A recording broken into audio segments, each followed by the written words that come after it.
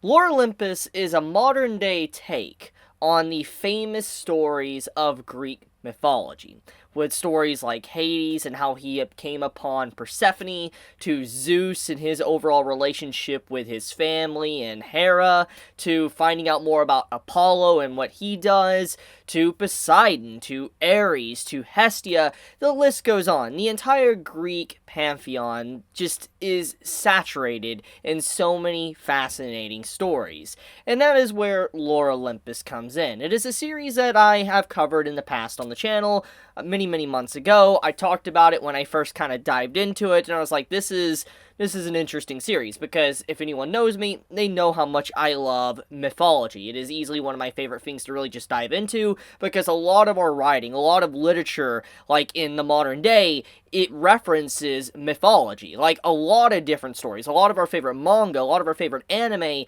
sometimes are inspired / influenced by Greek mythology or Norse mythology. You know, the list goes on. And so it's always nice to see the origin point, where everything came from, and kind of why some of our stories are shaped like they are nowadays. So Lore Olympus hits a very soft spot in my heart, because it is about mythology, and it's about a little section of mythology that doesn't get dived into enough, and that is Hades and Persephone. And that is kind of the whole gist of Lore Olympus. So let's dive into it. I kind of want to talk about the entirety of Season 1 of Lore Olympus, which is like 115 chapters, and I literally caught up, I read it, and I was just like, I gotta talk about this, because before I go in and start diving into like Season 2 and the continuation of what that cliffhanger was for Season 1 of Lore Olympus, I wanted to talk about my overall thoughts on the depictions of the first season, how it was done, the story, etc.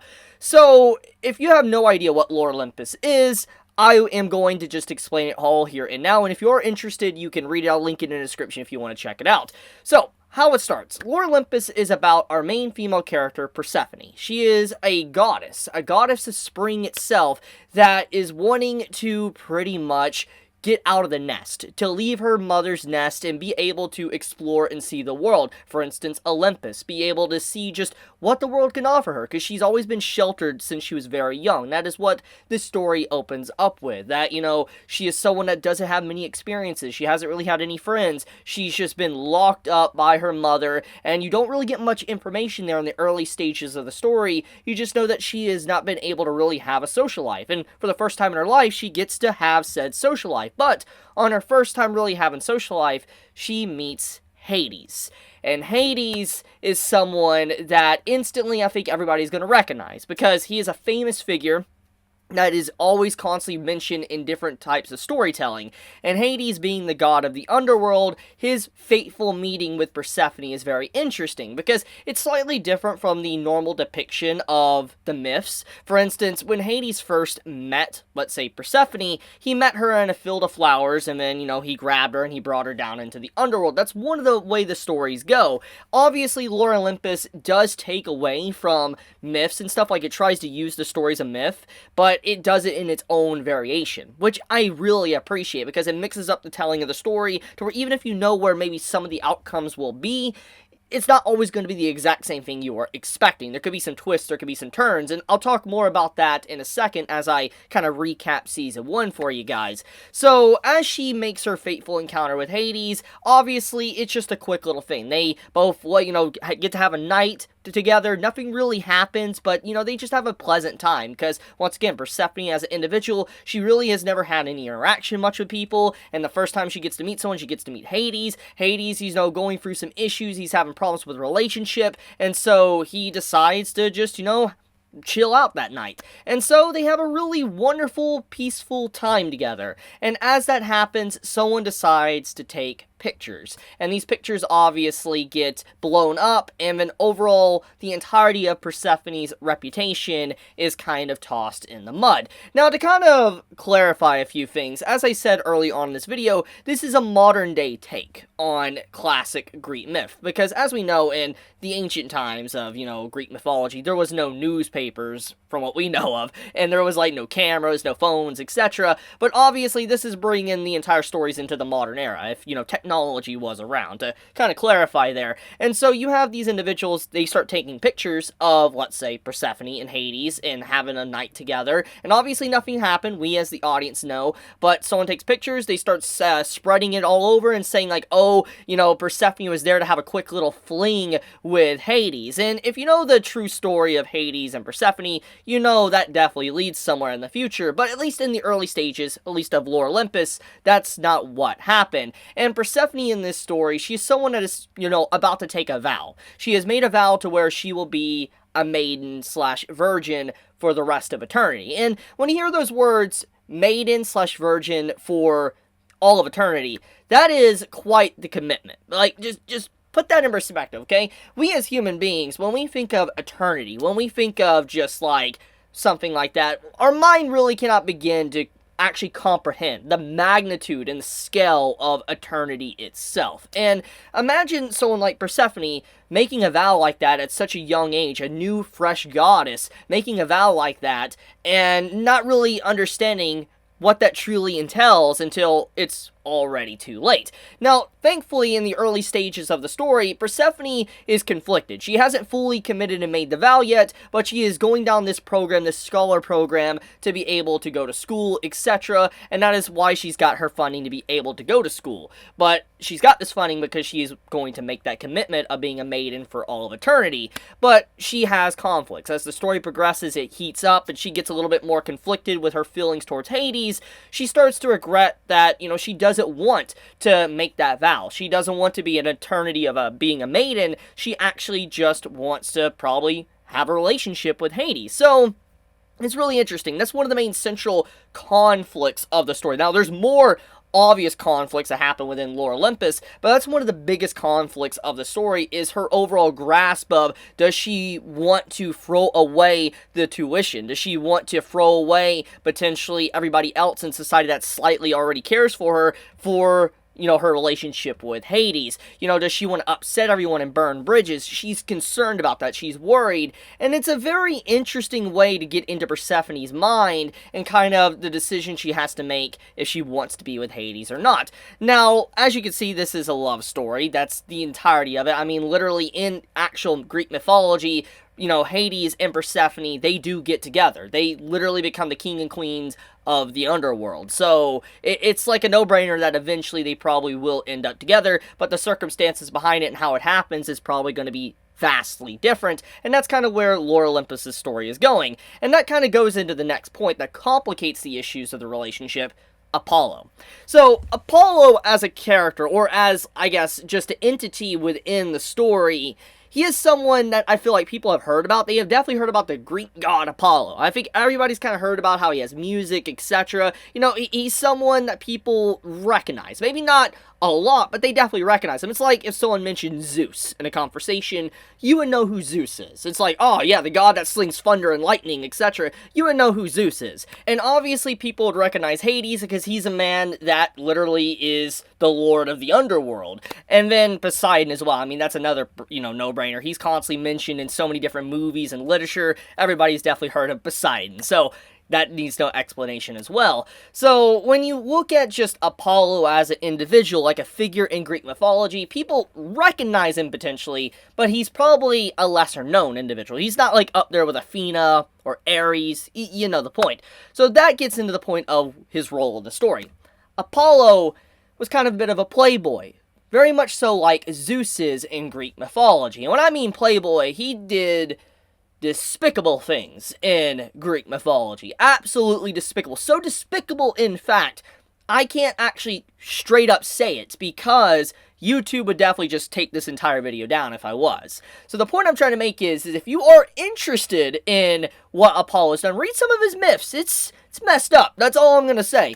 But pretty much we have a depiction of Apollo with Persephone early on in the stages of Lore Olympus, where he basically removes the maiden status from Persephone unwillingly.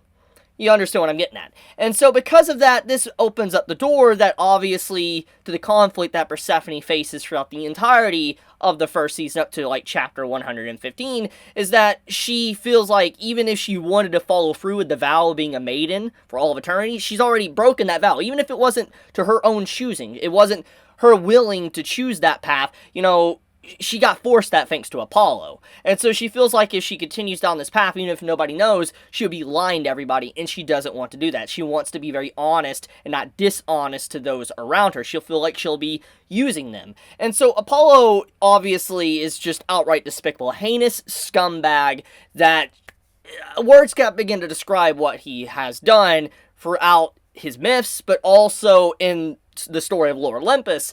And so when you see the overall confrontation later on, it's very emotional because finally, for the first time, Persephone confronts Apollo and's like not scared of him. It's a big deal because you see a lot throughout the story that she has many encounters with Apollo after the early stages of what happened, and she's absolutely afraid. For good reason. She's afraid, she's scared, she doesn't know what to do, and she doesn't know how to react, and she just kind of she's quiet, and there's many times to where just she doesn't know what to do. She tries to run away, and people are able to help her. For instance, like Cupid, he comes into her rescue, or Eros in this type of story, that's what he's called.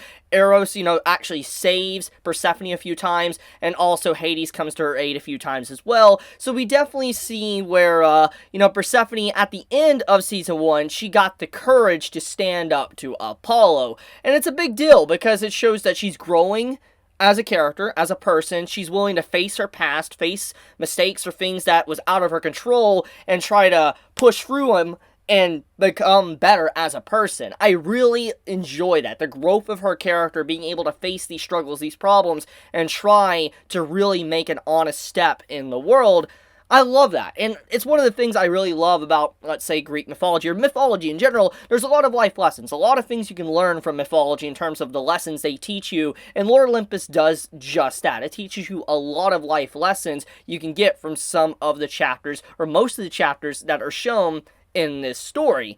So, I guess let's talk a little bit more about the relationship of Hades and, I guess his brothers. For instance, Poseidon and Zeus, because they're a big integral part of Season 1. They each have their respective roles. For instance, Zeus, he's the Lord of the Sky, or Olympus in this case. You have Poseidon as Lord of the Land and Sea, we know of the main land. And then we also have Hades, that is like the Lord, or, God of the Underworld. They each have their respective roles, and they all got to choose, like, their own path. For instance, they all, go down this path and they have to watch over their certain domain.